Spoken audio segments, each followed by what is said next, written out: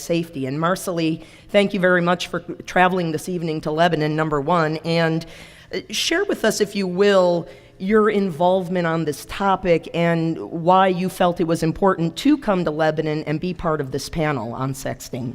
You bet. Thank you very much. It was a beautiful drive. It's a lovely place here, and it was a great way to spend the afternoon with my daughter as we drove up. The Internet Keepsafe Coalition is a broad partnership nationally here in the U.S. of policy leaders, attorneys generals, first ladies, governors, and then nonprofits and industries that focus on the health, safety, and education of children. And this issue is critical because if you look at children's experience online, first of all, I really appreciate your perspective that kids live emotionally through their technology in a way I'll never understand. I will never feel closer to you because you text me. Because for me, texting is an efficiency tool. It's a way for people to get me. I use technology for work. I am not emotionally connected. I'll never feel my mother loves me more because she texts. But for teenagers and for teens, they do. It's just how they communicate, and they emotionally connect with their technology. Sonia Livingston did a huge study across the European Union, and she came up with these 4 top risks, which I think are very helpful within this area. The first and foremost for every teen is giving away too much information. It's not recognizing the implications for privacy and identity that they'll live with the rest of their life. So when we're looking at this issue, there are things to consider that are lifelong challenges when students post anything that's too personal, particularly their own body image.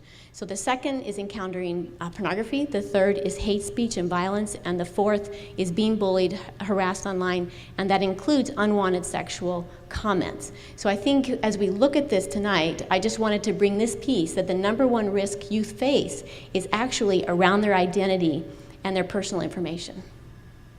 Marsali, thank you very much. I'm going to bebop down the panel a little bit to the right and pick up the discussion with Dr. Dale Summers and Linda Summers, LVC Education Department members, and perhaps Dr. Summers or Mrs. Summers, one of you or both of you might want to chime in on this. What Marsali said about the technology and children's involvement with it and their emotional attachment to it in terms of the psychological, the physiological development of kids. This is really an important issue that many of us adults, and I would count myself among them, can't really grasp how deep this is to them and how significant this is to them, this technology. Well, I'd just like to say that certainly the technology is an important part of their immediate culture, and it's a way many kids communicate. It's foreign to us because this is not, the way we communicated as we went through our adolescence, our childhood or adolescence.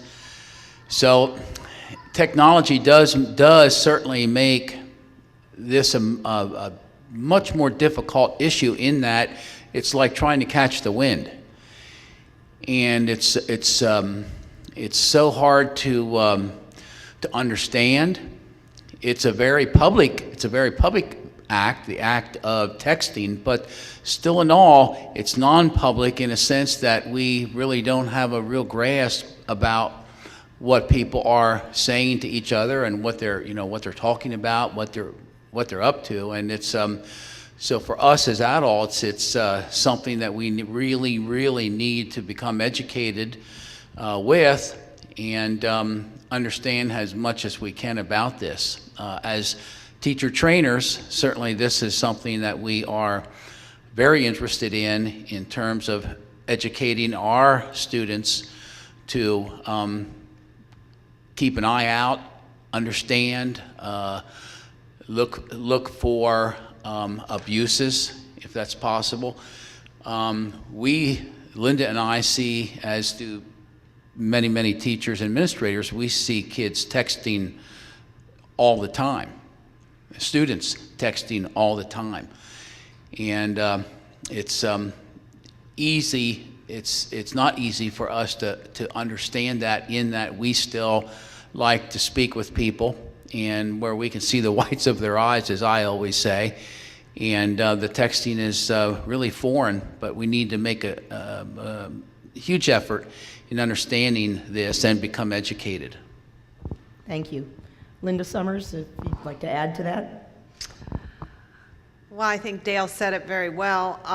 And of course, we have no idea of the sexting, that whether it goes on, I'm sure, or not. But I know that I teach a health education course to juniors at the college level, preparing to student teach. And so we have some very healthy discussions about both texting and the impact on communication and face-to-face conversation, and as well as texting when you're driving, and from a safety aspect.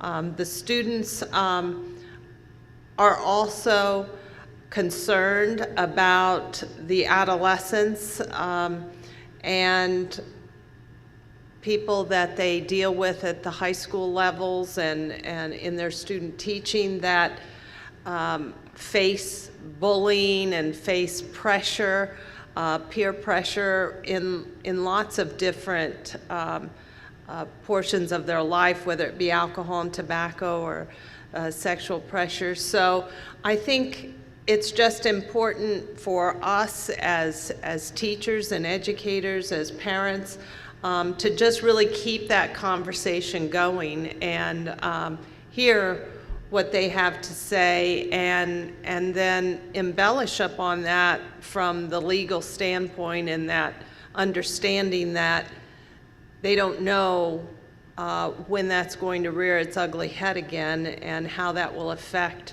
their life at a different point. So it's just keeping the discussions open. Very important indeed.